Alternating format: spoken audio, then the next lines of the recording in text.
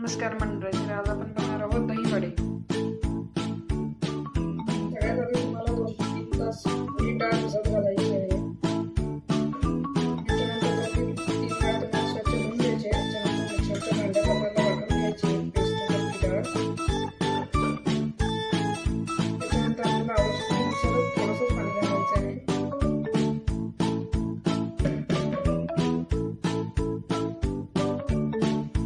बघू शकता छान अशी पेस्ट झाली आहे। त्याची आपण आता बाउलमध्ये ट्रान्सफर करून घेऊ।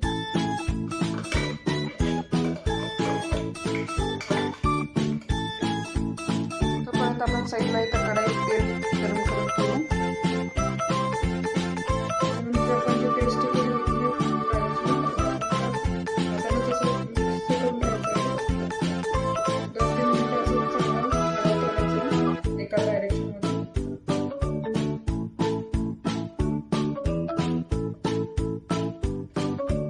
त्याच्यानंतर आपल्याला 2-3 मिनिटं चांगलं हलवून घ्यायचं आहे। त्याच्यानंतर घालायचं थोडंसं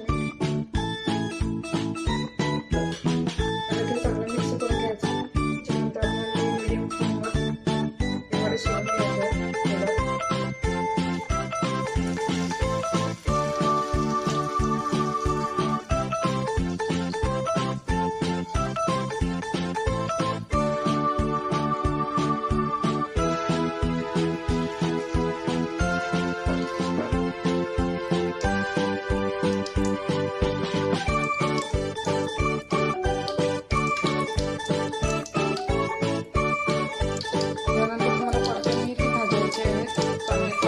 तेलामध्ये